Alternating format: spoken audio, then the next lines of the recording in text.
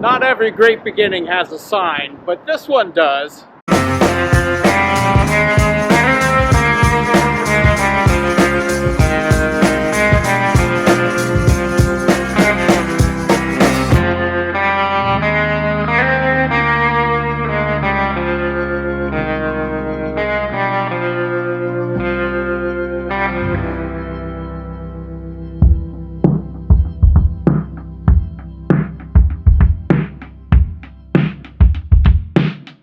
2026 is an amazing confluence of anniversaries. It's the semi-quincentennial. Can't we just stick with 250th anniversary? Yes, our nation is 2.5 centuries old. Many other countries around the world are older than the United States, but I dare say our first 250 years were better than anyone else's first 250. It's also the 50th anniversary of Apple computers. So many people around the world use Apple products. In fact, this video was made with iMovie. It's also the 100th anniversary of the U.S. highway system. You've seen them. Roads with the signs that have the numbered black and white shields. There's probably one very close to you. Perhaps the most famous of these is Route 66, and it begins right here in Chicago as you head west to Santa Monica. And that's what brings me here to Chicago, because this is the eastern terminus of US Route 66. Of course, it was decommissioned back in the 1980s. Parts of it don't even exist anymore. But many parts of US 66 are still around, and we're going to travel as much as we can on the way west to Santa Monica, California. Originally 2,448 miles long. My original plan was to start in Santa Monica and work my way east to Chicago on bicycle. Yeah, there's a US bicycle Route 66, and that's what I was going to do. However, logistics have forced me to change my plans, and now I'm going to drive the route from east to west in what most people think of as the traditional direction for Route 66. This year, a couple of personal anniversaries include my trailer turning 5 and the Cayenne is 10 years old. Hard to believe. But I'm not taking those on this adventure. Instead, I've selected a vehicle that is celebrating its 20th anniversary this year. More on that in a little bit. The idea of riding a bicycle across US Route 66 was to experience it in a very up-close, personal, granular way. I can still do that in a vehicle, and I'm going to be staying in many of the motels and hotels along the way that have survived the years and remain open to this day, as well as a lot of the restaurants and other attractions on Route 66. Time has erased many of the other attractions and even parts of the road itself, but we'll check out what's there as we make our way west on US Route 66 on this 100th anniversary of the Mother Road.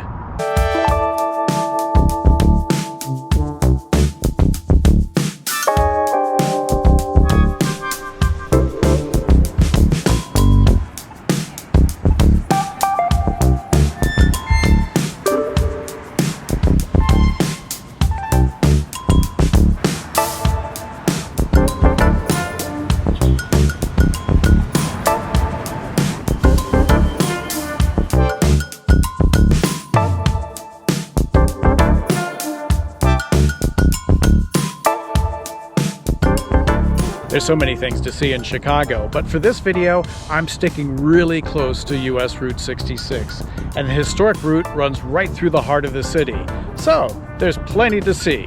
The Illinois stretch of Route 66 began as a 2-lane road known as SB14, which followed the route of the old Pontiac Trail from Chicago to St. Louis, and at first, SB14 began in Cicero, but its designation as Route 66 increased traffic. To accommodate this, the starting point was moved to right here, Michigan Avenue and Jackson Boulevard. Chicago has a lot of one-way streets, and so while Jackson was the end of Route 66, Adams became the beginning.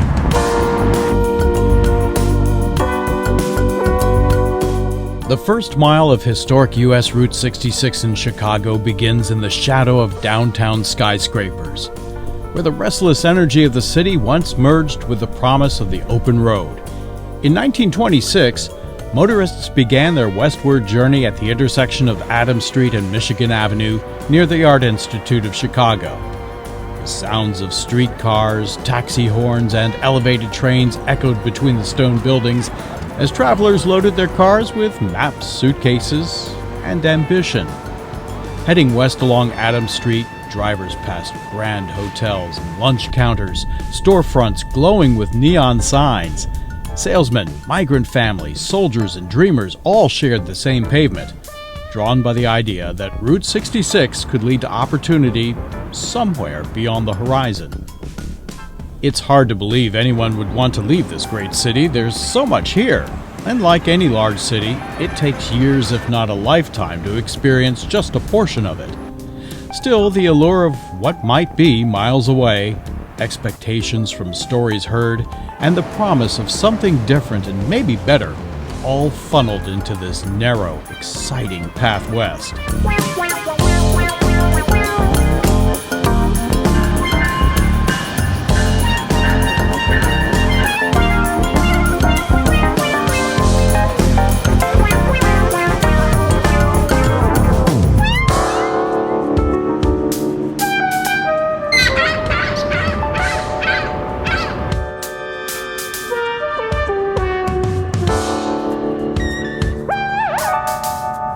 What do you think? Should I add mine?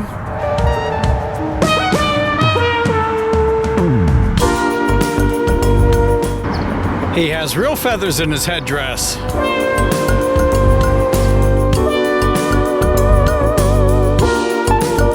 Here at this start of Route 66 are some great places, including Crown Fountain and Millennium Park.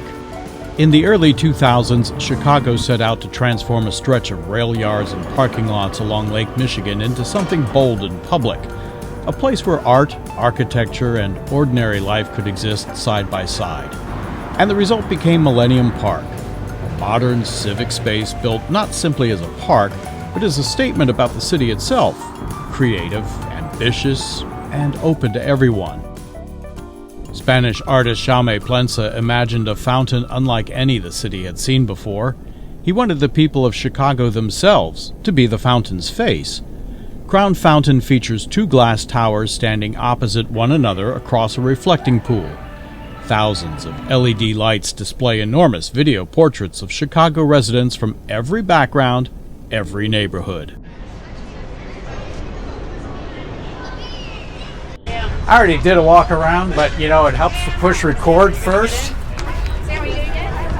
Isn't this cool?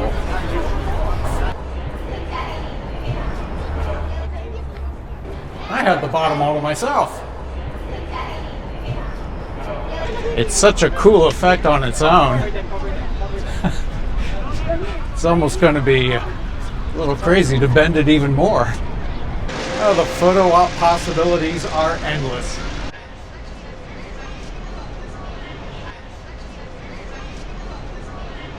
British Indian artist Anish Kapoor envisioned a sculpture inspired by liquid mercury, seamless, reflective, and almost impossible in scale.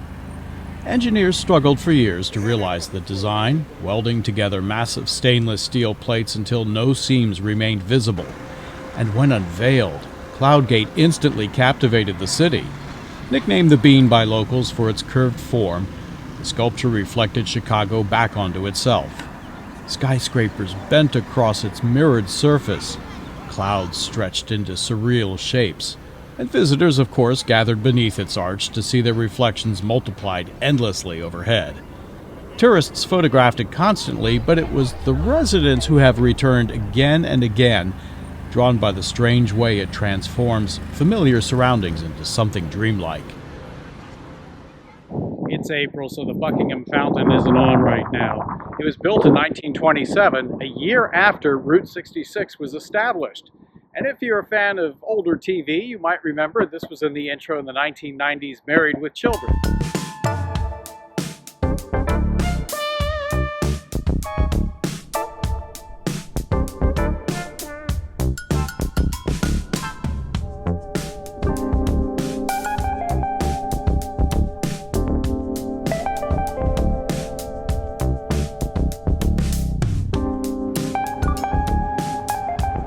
This is Chicago's oldest restaurant, the Berghoff, which opened in 1898. You know, at the time, beer cost a nickel, and they gave you a side sandwich at no charge.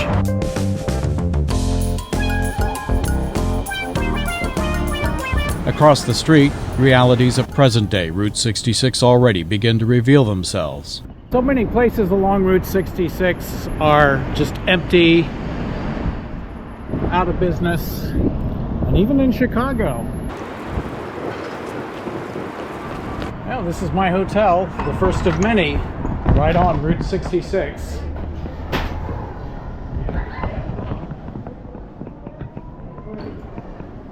Immediately next door, a true Chicago landmark. Rookery Building is Chicago's oldest standing high-rise, 12 stories. Modern metal framing meant more height and more windows. The airy, light-filled atrium was redesigned by Frank Lloyd Wright in 1905. Originally built in 1888. Even here, empty retail space, all in the literal shadows of Chicago's mighty financial district.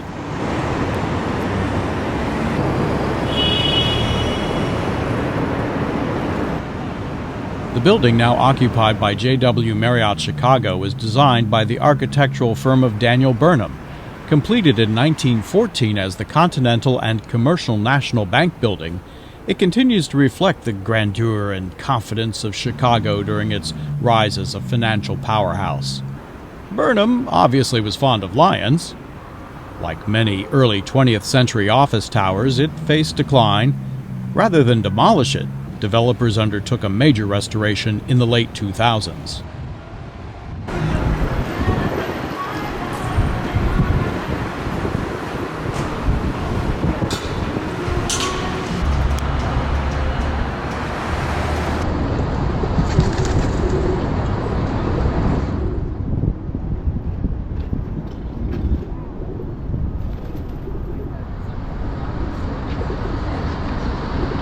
Route 66 crosses the south branch of the Chicago River, where bridges lifted for barges and the smell of industry mixed with the smoke of factories and rail yards back in the day.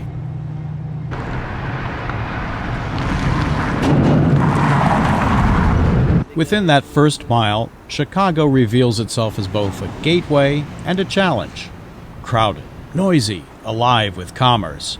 Yet every traveler knew that beyond the city limits stretched nearly 2,500 miles of prairie, desert, mountains, and eventually the Pacific coastline. The opening stretch of Route 66 was less about escape than departure, the ceremonial first step into the vast American landscape.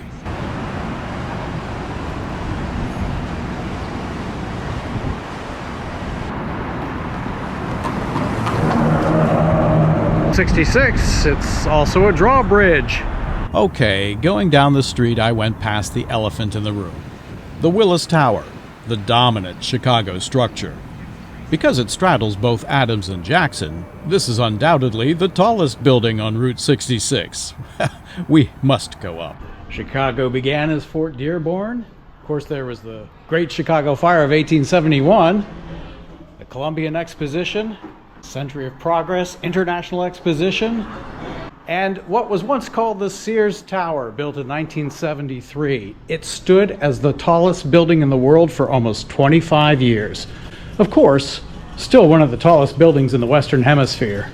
Plus, this observation deck is the highest in the United States. Phenomenal views of Chicago, so they tell me. We're gonna find out. That'll make you feel good. Some of the most diverse and interesting architecture anywhere. They say it never strikes twice in the same place. How about 50 to 100 times a year? Not one, not two, but 107 high-speed elevators. 14 double-deck units. They run on 70 miles of cable.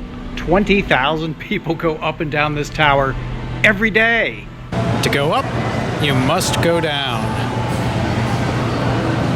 We're going up to the 103rd floor of 110. We're not gonna quite get that high, but close. Well, yeah, there is the food.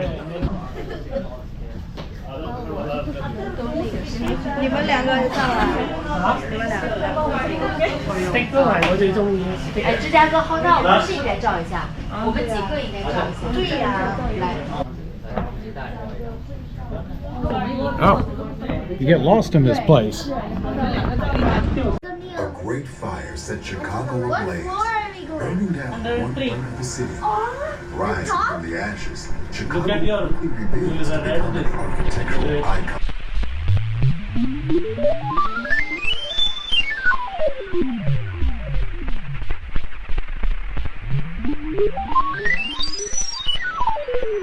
Welcome to Skyline. Down, not up. Well, then you're to the left. You're going all the way around to the west for the ledge.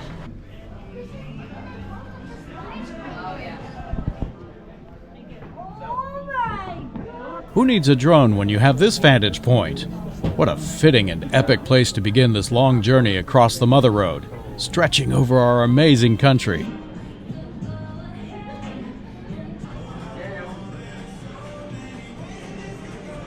Great views. Let's check out the ledge. This place actually freaks out some people.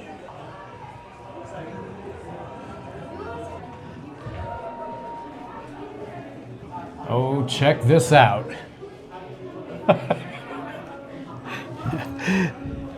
There's nothing below me. Well, yeah, a little bit, but not much.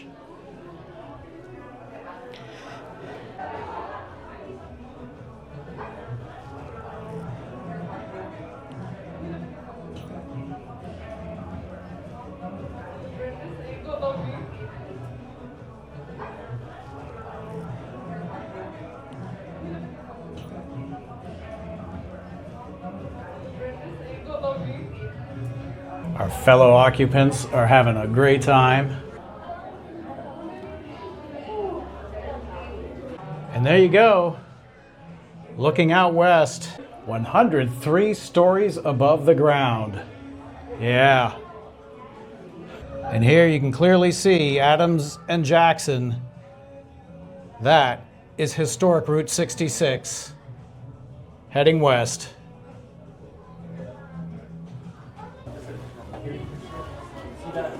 Amazing.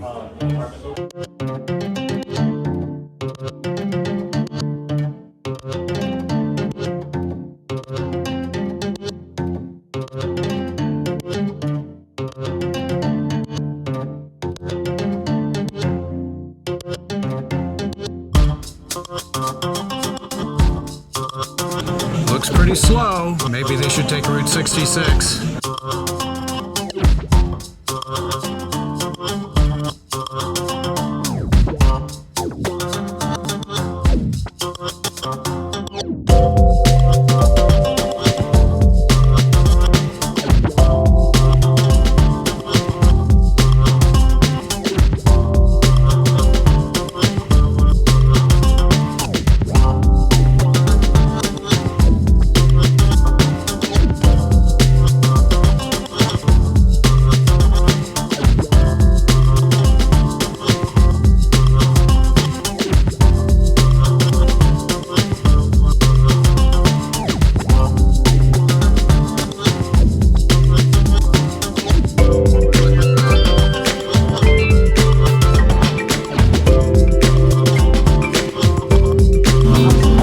Route 66.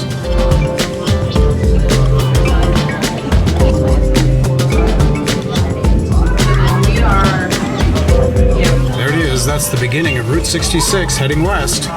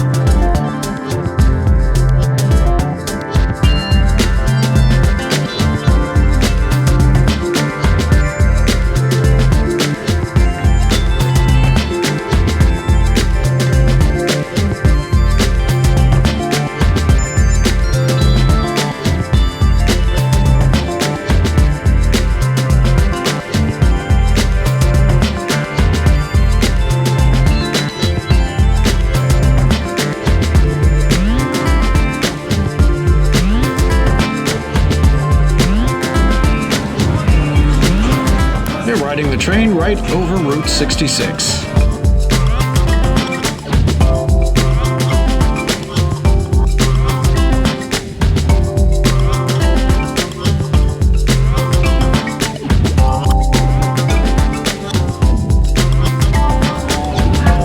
Take the train to Chicago, that's where you end up.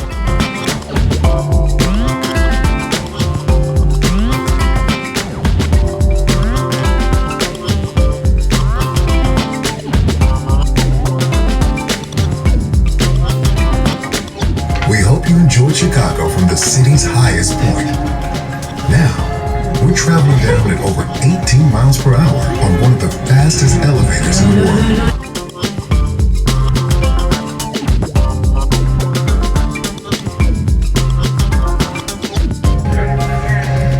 Thank you for visiting Skydeck.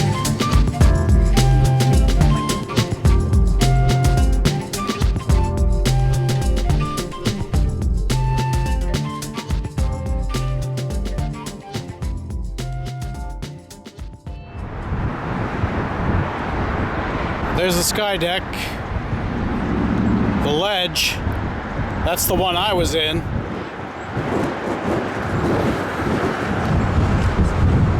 Farther down on Route 66 and 1 year older is Chicago Union Station. Opened in 1925 as a grand gateway to the American Midwest, it replaced an older and overcrowded rail terminal. Built with towering columns, marble interiors, and the famous Great Hall, whose massive skylight and soaring ceilings gave travelers a sense of arrival and importance. For decades, Union Station served as one of the nation's busiest rail hubs during the golden age of passenger trains. It survived while many historic stations were demolished. In recent decades, it has undergone restoration, as it remains the primary hub for Amtrak in the Midwest and stands as one of Chicago's enduring architectural landmarks.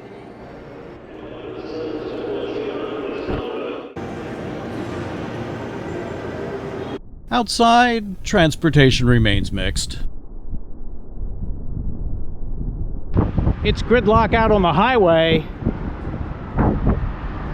Better take Route 66. Much better.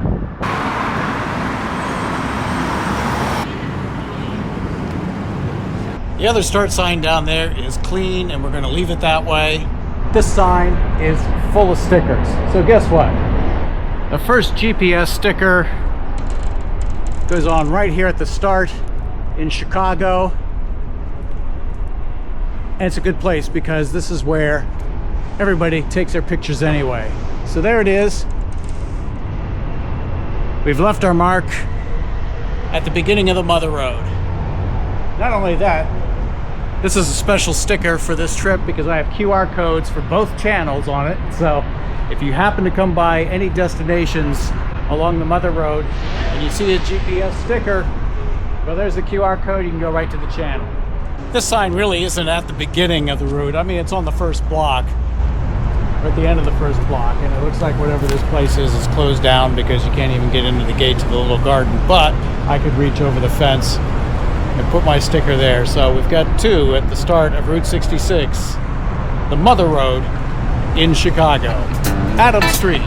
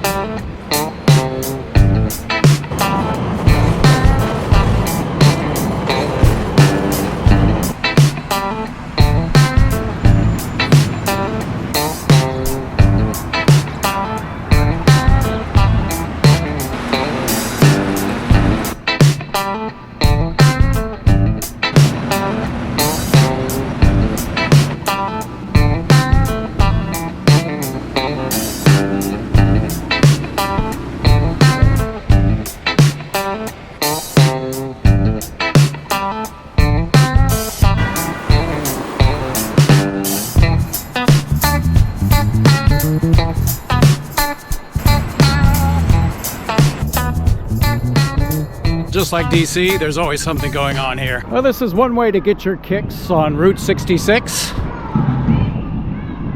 Looks like a protest march about Iran.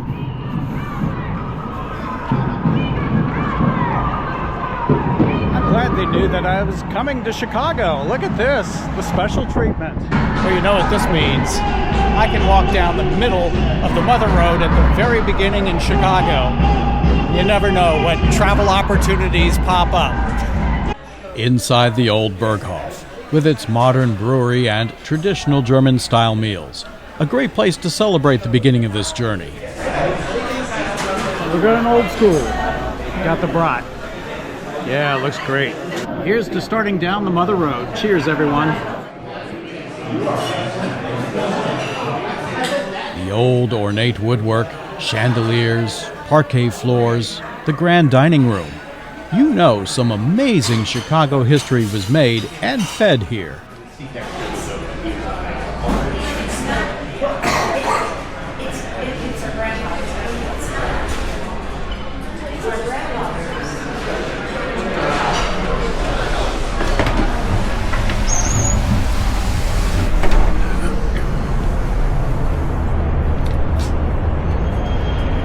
Very satisfying. That was great. Well, this is Lou Mitchell's on Jackson Boulevard. It's a popular restaurant for commuters located near Union Station, and also it's very close to the start of Route 66. Many people stopped here on the start of their journey along the road, so it earned the nickname the first stop on the Mother Road. Lou Mitchell's opened in 1923. That's 3 years before the designation of Route 66. And it will be our starting point next time, as time winds down in the Windy City. We're about to say bye-bye, Chicago, and point the car westward into the wind. See you next time for the opening miles of Route 66.